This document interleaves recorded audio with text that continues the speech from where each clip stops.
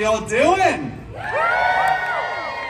Exciting! Is everybody having a wonderful day here at Disney California Adventure? Did you all know that used to have an apostrophe? Yeah, got rid of it years ago. May it rest in peace. All right, is everybody excited for a story? Yes! Shout out the name of your favorite story. Go! Deadpool and Wolverine. I'm sorry, did I hear Deadpool of Notre Dame? I don't believe you, but I hope it's real. All right. Well, I'm not going to do any of those, mostly because it all sounded like to me. So we are going to do my personal favorite story. You see, this story here is a beloved bedtime classic, and it was mashed up with a very profitable licensing agreement. This story is Cinderpool. Yeah, that's an applause cue, everybody. Hope you do better than that as we keep going.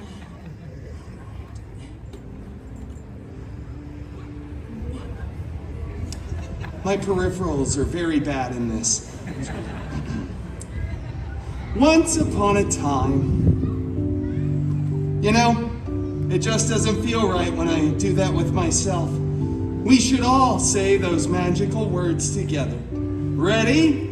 Once upon a time. That was surprisingly good. Wow. Yeah. Cinderpool lived in a big mansion with his step professor and step mutants. The biggest of those step mutants, Colossus, was always making up silly rules around the house. Things like, don't put your initials on other people's leftovers in the fridge. And, for the love of Feige, would you stop Donald ducking around the house? What is wrong with you? Put pants on! Anyway, the other main step mutant, Negasonic Teenage Warhead, was always texting and rolling her eyes. She was so Gen Z.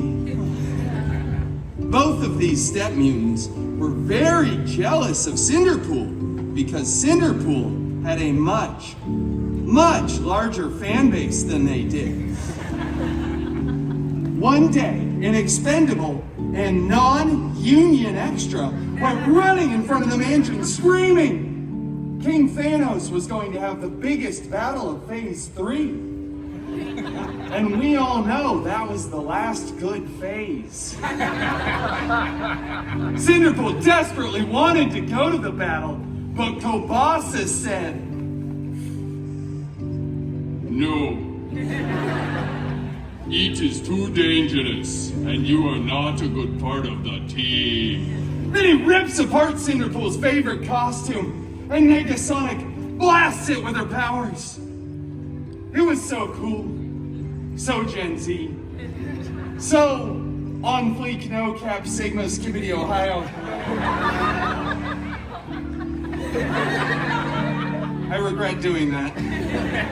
Cinderpool is devastated, vulnerable and exposed as he stumbled out onto the mansion grounds, weeping desperately trying to get that Oscar. But then he looked up and saw, beginning to form, a magical golden sparkle circle. And out of that sparkle circle stepped his very hairy god mutant. Out of that sparkle circle stepped his favorite Wolverine! We like you, Wolverine. Oh, fairy god mutant Wolverine! I desperately want to go to the big battle, but my mean step mutants destroyed my costume. Shut up. He said lovingly. What? I'm doing a story, okay? I want to go to the battle. I don't have a costume, I need a new one. You're my fairy god mutant. Do something with a magic wand and a pumpkin. Just get another costume then. And stop writing me any of these stories. Well, with that sage and somewhat Australian life advice, Cinderpool ran to the wardrobe department, grabbed a new, freshly laundered costume, and headed to the big battle. Cinderpool was late because he had to read every single page in the terms and conditions when he signed up for Disney Plus.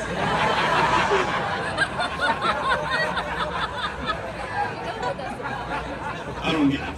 Yeah, they do. It's fine. But when Cinderpool eventually got to the battle, the Avengers were winning.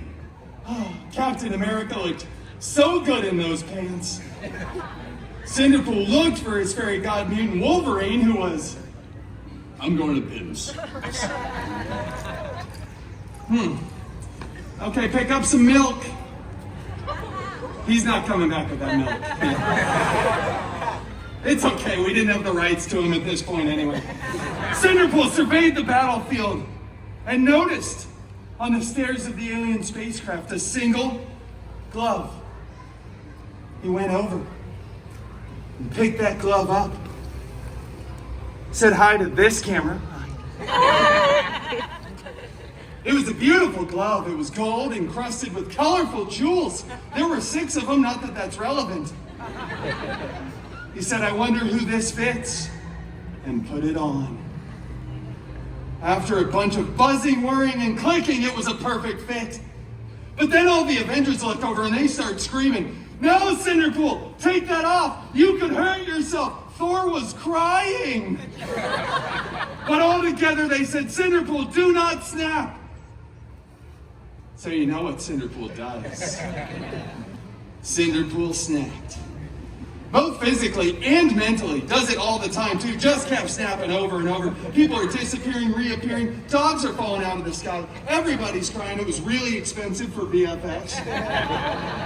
But eventually Cinderpool stopped. Everybody was back.